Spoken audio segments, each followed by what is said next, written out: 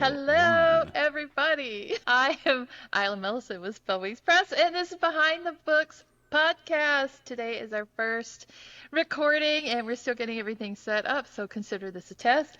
And I want to Woohoo! introduce my co-host, M.U. Thorne. Go for it. Hello. I am M.U. Thorne. I am a Spellwings author, and I'm here to talk all the things with this lovely lady. So together I don't know if we're going to do this once a month. We're still finalizing the details of that, but we're going to be talking about current topics in indie publishing, indie authors, narrators who do our books for us. We're also going to be talking to influencers, book reviewers, everybody that makes the book talk world move and shake. Yeah, let's go. So I know that when we were in the DC, we were talking about um, topics for this podcast, and one of the big ones that came up was the star rating system and what does it mean to different people? And just how And subjective it is, but also trying to make it not subjective. exactly, is it the same for everyone? Is it the same per genre? And does it need a major overhaul? Oh, it's so fascinating because I think of when I was watching Andor with my parents, and were many instances where I feel like me, my dad, were getting completely different things out of it versus my mom, Mm, and mhm. like I would contend our rating system is very different than my mom's rating system. Like she enjoyed it, Exactly. but I remember during the Mon Mothma crash out scene, my mom was like, "Why are we wasting time with this?" And I'm like, "You don't understand what's going on." And she's like, "No, why are we focusing on her?" Hmm. And but me Hmm. and my dad, like, we understood what was going on, and so I feel like that's just kind of the reality where what, like, I already know I'm going to be, when I read your books, I'm going to be enjoying the hell out of it. But I'm sure there's someone out there who is like that, epic fantasy isn't their thing because of XYZ kind of thing. So Hmm. I don't know how one can standardize uh again, like, Rotten Tomatoes scores with movies and stuff. Like, there's so many Yeah. instances where the audience score and the critic score are sometimes very different. It's a unique It's so topic. different. Yeah, it's going to be a good topic, I think, because it is so different. If you're looking at something spicy versus epic fantasy that has no spice whatsoever, are you going to rate that 1 star versus 5 stars because of the spice? Or are you still going to look at the prose and the writing, the plot, the story? Some people might rate it. They've got their spice rating, and then I call them the Spice Girls, the ones with the Kindle stickers that says spice or nothing. I only read smut, I only read smut. There's too much plot in here. I just want to get to the good stuff. Right, bring on the spice, So then if you've got something even as well written, you know, those kind of people, they may not even Brandon Sanderson, billionaire sells, they might write him very low because he's got no Yeah, spice in his books, right over. when, like, the all of what he succeeds at is top tier. It's so Yep. fascinating. I don't think Hmm.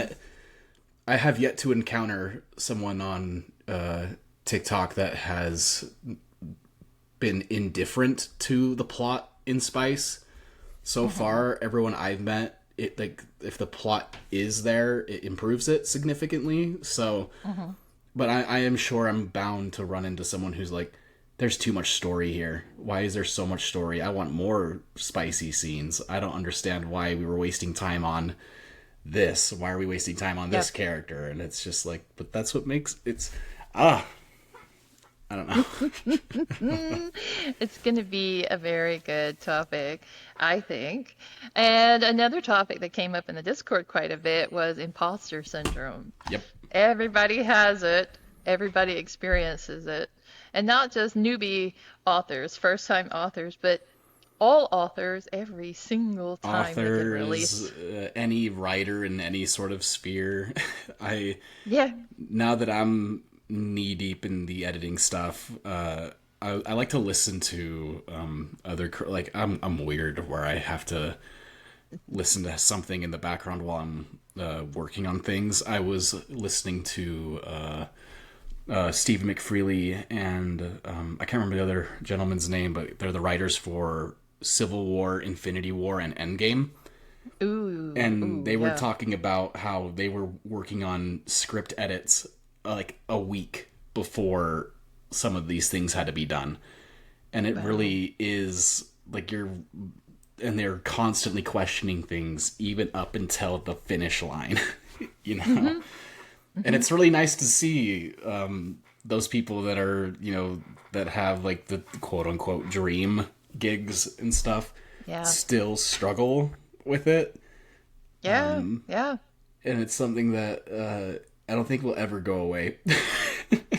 It's just, I know, I know. And I think I get in my head sometimes too, because oh you think my, about like when it's the movie, the cutting room floor, right? yep, Some of these books are iconic for certain quotes. And you think about, oh, did the author have to fight for that? Or how many revisions did it take to get to that? Or yep. what would have happened if you had just cut that with the rest of the paragraph?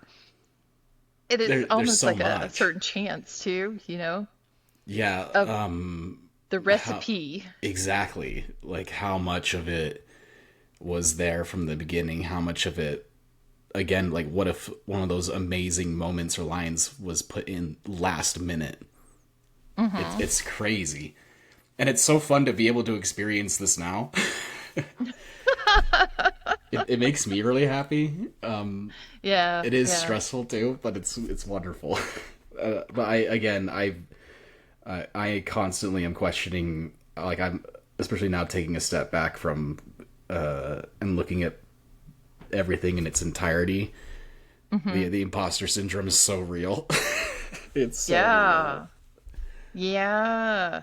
It is. It never goes away. I've been through it multiple times now, and I sort of thought, oh, well, after the first time, I'm going to be fine. It's just that proving ground of that first Yep. book. Are they going to like that, or does everybody think you suck and everybody hates your style?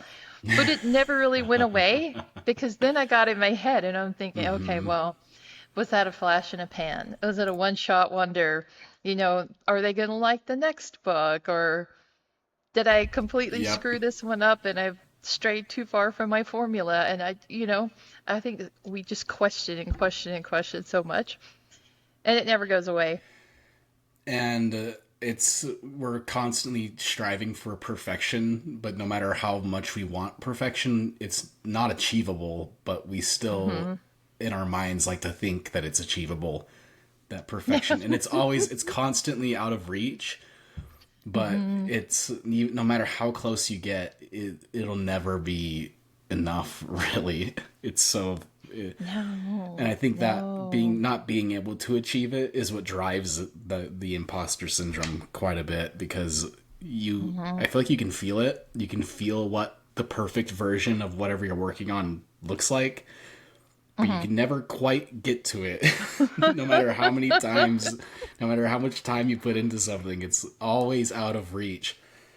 Yeah, yeah. And even after it's published, even if it's commercially successful and you've got really good reviews, if you Yep. reread it like a year or two later, you see things and it's I cringe. You're like, oh I was God, I've listening I've to Yep. improved. I was listening to Tony Gilroy. He was giving a presentation on screenwriting, and he was like, I did jobs that were just, a 1 day dialogue polish to, all the way to a premiere. I Hmm. worked on a script that lasted like 20 days. And then I worked on a Hmm. script like Michael Clayton, and I still don't think I'm done with Michael Clayton. And that film came out 5 years ago, like at the time of the presentation. He's like, I Right? still don't think I'm done with it. you know? No, no. It just eats at you. They become Yeah. so alive. So that's going to be a good topic. I'm looking Mm-hmm. forward to hearing. And then I think we want to talk about audiobooks too. We have so many narrators It's such a skill, it's such a talent. And there's, this big discourse about, is that reading? Does it count? You know, it's quite contentious right Which is now, you crazy know? because my dad is listening to Dungeon Crawler Carl, and he Yep. typically reads, but I don't Hmm. think he's enjoyed an audiobook so much as he has this one. He won't stop Hmm. talking about it with me. Hmm. Hmm. And he even, there's an edition of the audiobook that's coming out that has all of the special effects and music added to it too. Oh, So it's yeah, almost like experiencing a movie yeah. without the image. But he was showing me it, and he was Exactly. like, "This is the coolest thing." And I'm Hmm. like, it amazes me that like it's some people don't consider it. I think it's just another beautiful way to experience storytelling, and Exactly, exactly. I think sometimes the narrator and those voices, some of them are just so yeah, incredible, especially if it's kind of a spicy book and you hear that, it just amps it up, yep. right? I think it's just another way to enjoy it, you know. Oh yeah. And Oh sometimes it can yeah. even like I'm trying to remember what book it was. I read it, and I have the voices and stuff in my head, but there was Hmm. an audiobook version, and it was almost like experiencing it for the first time all over again, and it was Hmm. wonderful. Oh And yeah. this, Yeah. like, the ones that do have the special effects and the music, it's like I enjoy the movie medium more when it comes Hmm. to certain things, and when it gets close to that, I'm just having the time of my life. And so I like, more know. power to you, to however you want to enjoy it. Exactly, exactly. And a lot of people do both, and I do that myself. When I'm on a long road trip or I'm going camping or something, I would listen to the audiobook. But I Yep. still Hmm. own them, especially Brandon Sanderson stuff. I own all of his in hardback. But then I also own all of the audiobooks too, and just switch back and forth. Yep. But those full cast recordings too, where it's all different voices and Hmm. music, it's just such a good way to experience it anew. And then there's a practical aspect of, a lot of people, for whatever reason, a vision impairment, it's an accessibility thing too. It opens those books to them when they might not have been able to enjoy them before. Yep. Exactly. I And love our narrators. it's amazing, and hearing their interpretations of Yeah. what with whether it's dialogue or just descriptions, like the way they go about. It's fun to hear different takes because they're Hmm. putting in whether they do it or whether they're thinking about it or not, but they're going about it.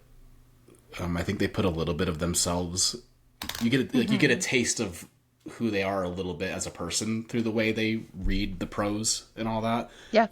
Yeah. And it's so cool to hear all the different interpretations, especially when we have like our narrators who are reading snippets Yes. and stuff. It's so cool to Yes. where they could even give a new meaning to something just from the way they read it. It's Hmm. wonderful. Hmm. And again, this is all new to me. I've never experienced this before, and it's so surreal. And I'm having the time of my life with it. It's And one of amazing. the things I love in the indie space, particularly about our narrators, is it's not just audiobooks, is they will take these indie authors, they'll take the snippets and the clips and they'll just record little, 2, 3 minute sections and they team up together and then they both promote them on the socials and that gets them awareness too. They're always, hyping each other up. And it's just such a good collaboration and partnership too. And it just increases visibility for both of Hmm. them. Yeah. I think that sometimes the static images on social media don't grab quite as much as if you're looking at the picture, but then you hear that sort of raspy, growly narrator voice or whatever it is. It lands with the audience. Yep. And It's so sometimes the good. algorithm rewards that. The longer somebody stays on your content, the algorithm rewards that. So if they're listening to the full clip, that's also helping you too. So I love it. I think it's a great thing, and I'm so grateful for all of our narrators for being game to do that. I was gonna say too, with the whole indie thing, I feel like there's just a level of excitement that comes into, we're all, again, all being indie, where we all have our, there's just a genuine passion behind it Mm, all. And it's such a, especially me being an empathy vampire, I feed off of that energy so much, and just the hype that builds, and everyone's so excited to be a part of all the different things, and everyone's yeah. especially in like the narrator channel in the Discord, where you Yeah. post, someone posts a snippet, it's like, oh, all right, we're all doing our take on this, and then it's just, Yeah, like it's 10 like this people. snowball. It's a It's snowball effect. It's awesome, so cool. It's just like, wow, so much right? talent. Male, female, Yep. serious, dramatic, comedic. It just Hmm. all comes together. It just opens it up. It's incredible the talent that's out there too. And It's all the even, accents. yeah, oh my, it's crazy. And Hmm. it's helped me with, now that I know I can hear the narrators who are going to be doing mine, it's Hmm. helping me with tinkering with dialogue if things need to be adjusted, because I can hear them Hmm. in my head now. Like, I had, of course, I Oh had yeah. the idea of what they could sound like, but now that Hmm. I have the sound for, because I can hear uh, people's voices when I need to. Yep, It's yep. so, having that to inform the writing has been so cool. Not having had that before, it's it is a game changer in some ways, and I just, Hmm. again, the talent, it's so crazy. It's amazing. I love it. I love it so much. Well, I want to talk about marketing strategies too. I want to Hmm. sort of look at successful cases and dissect them.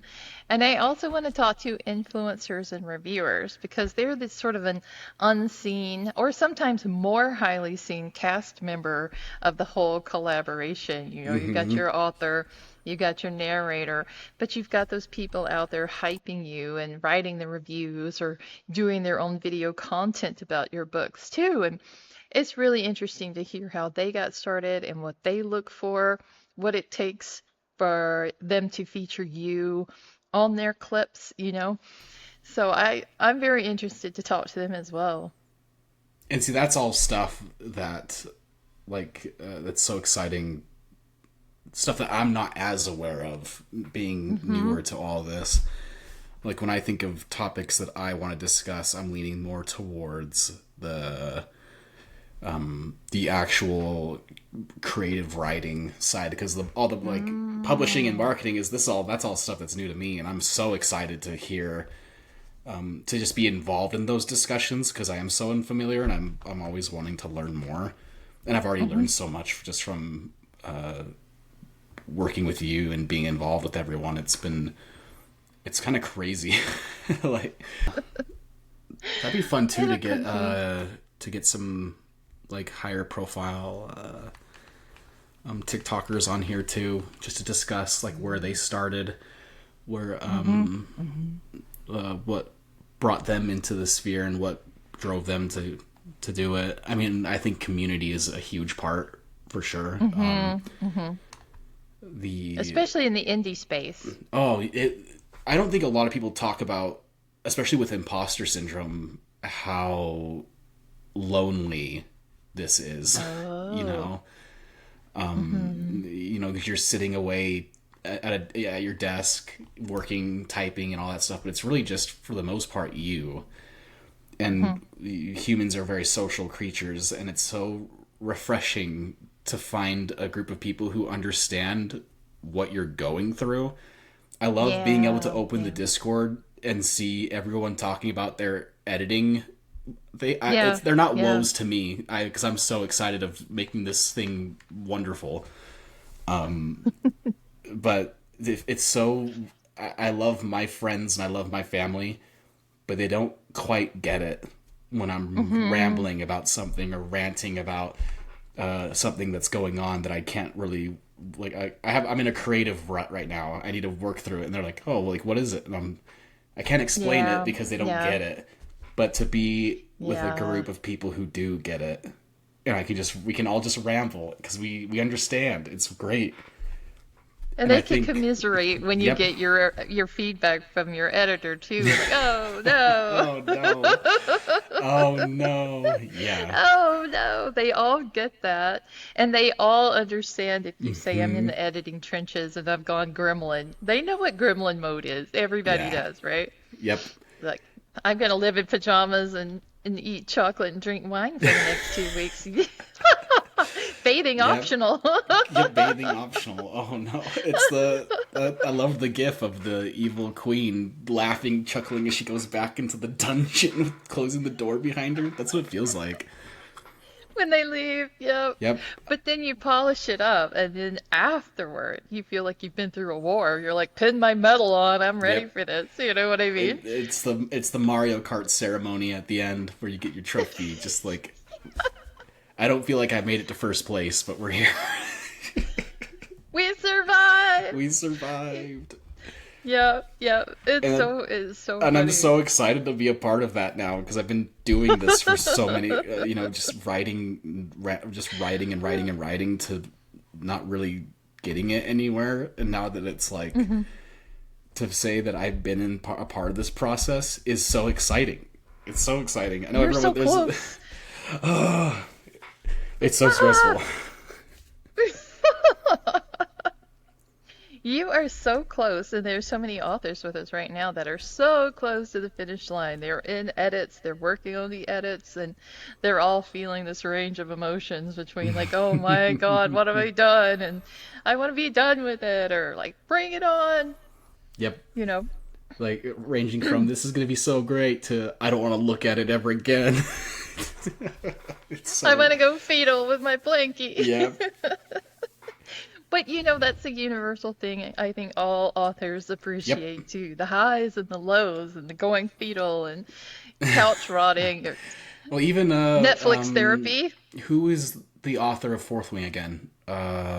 Rebecca Yaros Yaros. Yaros like that Facebook post that she made that where it was like Yeah. am I gonna listen to the comments that I'm reading, am I a terrible writer, am I actually this that again the imposter syndrome, like even these high profile incredibly successful authors are experiencing like woes that Hmm. indie because we're all the same when it comes down to Yeah. it And and what I took out of that mhm, post too, that she said is not just the one time, but the rest of that post, her husband said, oh, what chapter you on? Well, it was about Dew, which means that she does this every single yep, time, just like the rest of us. yep. And again, And we come. it's so nice to know that even like we're not alone. Even with the high Yeah. profile, super successful people, hearing Tony Gilroy rant about him not following his own rules and how much of an asshole he is for not following his own rules, it's great. He was talking about how he like even like as soon as the presentation was done, he was going back to work on a script that was way overdue, and he's behind on it. Even Yeah. he does it. It's so great to know. Yeah. And sometimes creativity is not on a schedule, even Hmm. some people who are not used to writing, they may say, well, just come up with something, but it's not always that easy sometimes. And then you wake up in the middle of the night and you've got it. And Oh, there are some people in whether it's screenwriting or novels and stuff where they're like whatever avenue you need to get the creativity going, whether it's like having a drink of something, like do it. They're just like whatever you need to do. It's hilarious. like me with Kit Kats. Oh, it's me with my energy drinks. It's getting the Fueled by coffee and caffeine, we are. oh my, I know. I wish I enjoyed coffee more than. I think it's just addictive stuff that they put in these energy drinks are so damn tasty. I hate it. It's a And problem. everybody Alani is so popular right now. They should sponsor us. All of the authors are comparing their Please. different favorite flavors. Yeah, come give us a I sponsorship. know. Give me a sponsor. I've got all some of my mass friends in Australia hooked onto it. How to get me back in the DC? Alani's or Smut? Did you see what I put yesterday about Oh going over no, your manuscript? no, I haven't. Let me look. You didn't see it? Or maybe I I was like, me. He's got the hots for his aunt, and then Mutz stepping. did. You put that in the DC? I put it in the Discord. Oh no. Oh my god, it was so funny, and Oh everybody was like, "Oh my no. god!" And then I kept going, and I was like, "Oh, you gotta fix this, blah blah blah." And then Mutz, yeah, yeah, but hear me out. Hear me out. You need to highlight it and send it to me because I see a comment here. I can't wait to read your book after Isla's comment earlier. Check the thing that we just invented yesterday, the starboard. I think I flagged it in the Oh, starboard. That sounds so fancy. that's amazing. I didn't know you. I did because it was so Oh funny. no, there it is. And I did. I remember. What's amazing is how I remember we had this discussion with. I am terrible at remembering names. Age. Oh yeah. Where he asked in one of the lives, like this would be a fun topic to talk about, just Ooh. with the creative writing things, characters that just show up, you know. Oh. He was he asked the question like, do you guys write a character or come up with a character that was like the there were many characters in mind that kind of just showed up, and it's so fun because there was a few in there that weren't there originally in the first Yeah. Yeah. draft, and I think it adds so much that like I need to like this comment. That was yesterday. Of course, I missed it. Yeah, it was yesterday. Well, I think sometimes those characters just, they take on a life of their own. And even in my book, two of my trilogy, there was a character, and he was meant to be in my outline. He was meant to be a life I lesson. remember.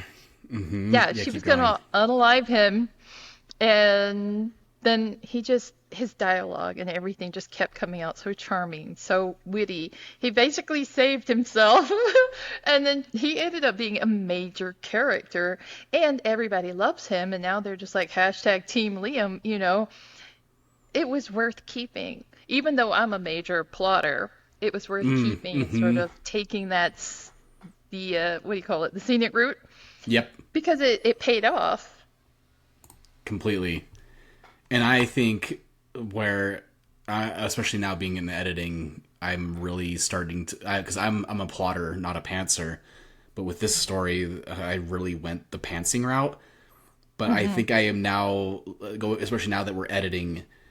I am now that I've taken a step back.